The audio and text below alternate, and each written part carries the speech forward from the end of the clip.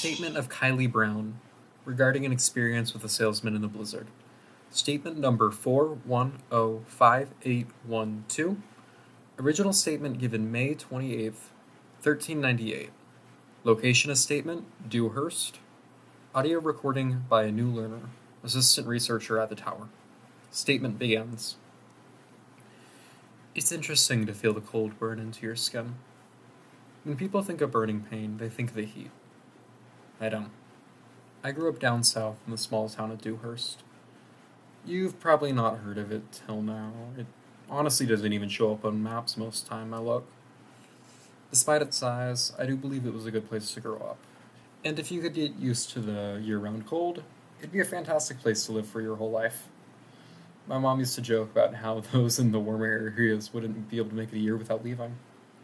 Now, in Dewhurst, almost everyone worked for the bare necessities. Everybody did a bit of farming, and they had a little garden, and, well, they all did a little bit of hunting as well. Whatever they needed to survive. Now, I wasn't that sort of person for that sort of labor, so I went into the arts. I became the town's one and only artist. I like to imagine that my painting made everyone's lives better, though I'm honestly pretty sure they all just tolerated my presence. Ultimately, though, my dreams and aspirations didn't mean much. I still had to work on a farm during the warmer months. Being an artist just doesn't pay the bills. The year 1383 was a rough year. I had to put down my brush and had to help out around town more than usual. I did a lot of work chopping wood for those who didn't stockpile enough, and, well, those who couldn't collect wood themselves. That particular day, I was heading out to chop wood for the Anton family. They already had quite a hefty stockpile, but they wanted the wood so that they could dry it out in time if it was needed later. So I picked up my axe and rented a sled with some of the money I had. The sled and the dogs were the cheapest I could find. Rot bit at the sled, and while the dogs seemed strong and sturdy, I was only able to use two.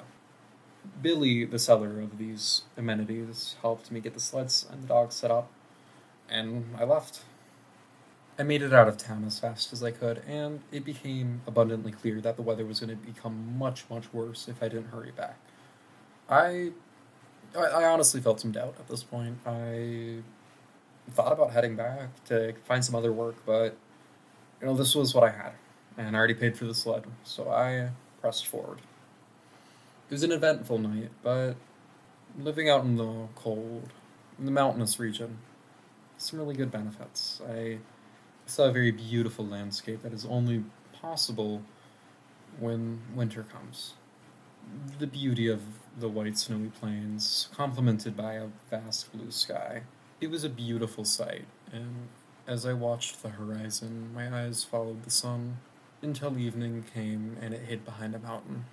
As my eyes fell from the peaks of the mountains down to its base, I saw a small cave, what I believed to be my eventual place of refuge. A forest appeared on the horizon as I grew closer and closer to my destination.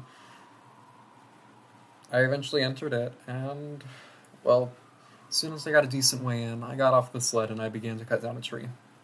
I made a notch at the front of the tree, then I made a back cut, and then finally I just started whacking at it until it fell. At this point, the snow began to fall. It started off pretty light, but as I chopped the tree into bits and put what I could carry into the sled, it began to fall even harder.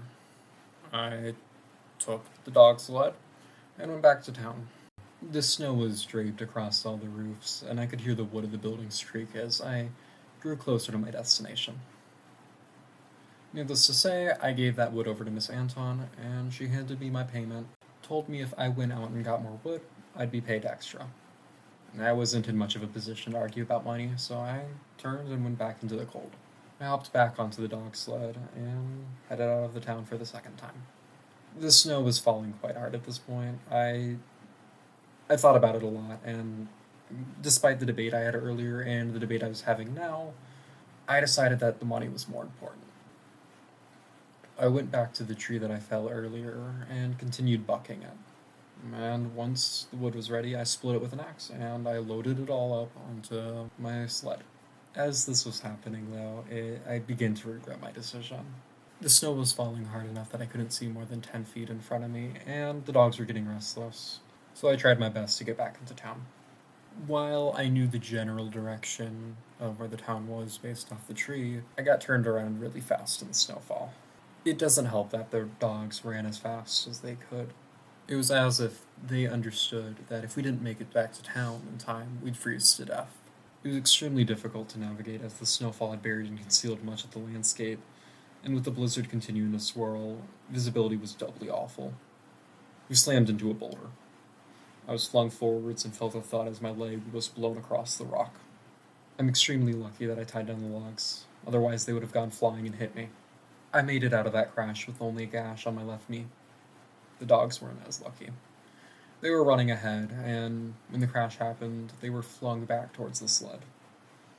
I could only pray that their necks were snapped before the blood painted the boulder. They were certainly dead nevertheless. I just sat there for a couple moments in shock. I didn't really notice the snow covering me as I just looked at what happened to the dogs. It wasn't until I saw that they were almost fully covered that I realized that if I didn't find refuge from the snow, I would die. It took a minute, but I rose from the ground. Snow shifted off of me, and I walked. It was even worse to navigate through the snowscape on foot rather than sled. I was still in the woods, so I went roughly in the direction I thought the town was, and eventually I made it out. I found my way to the mountain, and I, luckily enough, stumbled onto the cave I had seen earlier. The cave felt significantly warmer than outside, and the snow only touched the entrance of it. It wasn't particularly big, but it was good enough to protect me from the blizzard outside. I found a corner I liked, and I sat down with my back against the wall. I sat there shivering for a couple hours. It was cold, and I could feel the chill to my bones. I tried to make a fire out of some of the wood from just outside the cave. The snow made all the wood wet, and it just wasn't good enough to burn. Eventually, my solitude was broken as a man in a strange outfit approached me. For starters, the man's outfit was pristine and not speckled with snow, despite the fact that he walked in from the blizzard. The shoes he was wearing weren't fit for the weather at all. They had tiny heels and were without laces, looked like they were recently shined. Matching the shoes, he had black slacks with a black shirt with an opening, and in that opening was a separate shirt that was the color white. By the opening there was a pocket that appeared to be empty. The hair was untouched by snow, and strangely enough it was all slicked back with grease. He stepped towards me and extended his right hand. He asked if he could help me, but he said it in such a formal way, in a way that's not common to where I'm from. I remember it very explicitly. He said, "Hello, ma'am, it appears that you seem to be cold. Could your sir, Keon Mercer, help you?" Well, I didn't shake his hand. I pulled back, and once he realized he wasn't getting a handshake, he put his hand back and pulled forward a briefcase and opened it up. The box had a purple velvet lining and was filled with firewood. He emptied the box's contents onto the ground and placed the box right beside them. The wood was very clearly dry, and there was certainly enough for the night, and possibly longer if I needed. I just accepted. I didn't know what he wanted in return. I assumed he meant money, which was well worth it right now. He, of course, smiled at my agreement and grew closer. The smile stretched beyond what I would consider normal as it took up most of his face, though that might just be from how exhausted I was at that moment. And from the pocket he had on his shirt, he removed a small blade and told me to stay still. At the moment I saw the blade, I began to panic, and I tried to bolt, but as I arose, Keon moved in front of me and pushed me back onto the ground. It's interesting to feel your flesh torn into by a knife. It bites like the cold, and it removed any strength I had in that moment. I was forced onto the ground.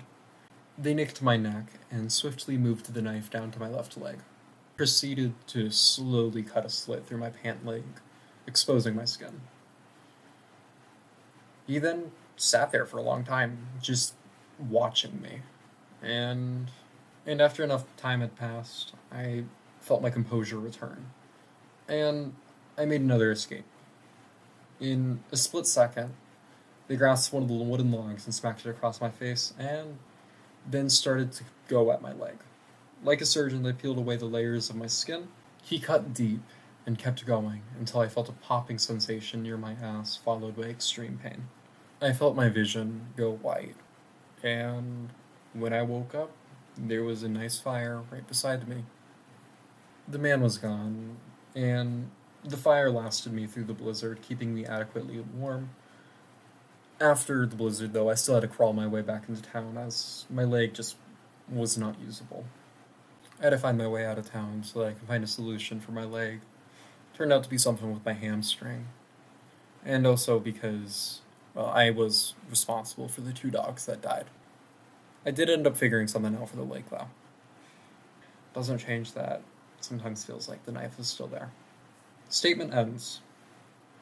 There is nothing we can do to confirm or deny the statement. Dewhurst is way too far to the south for us to actually discuss with anybody who would live there. And Kylie Brown hasn't seemed like she has been at Pekka since her trip here. As for the statement reactions that we are recording, this one seems to make the room it is in noticeably colder. It seems variable on a few factors, so we're still testing it, but ultimately we're seeing if there's any possibility we can replicate this on other pieces of paper for the summer months. Recording ends.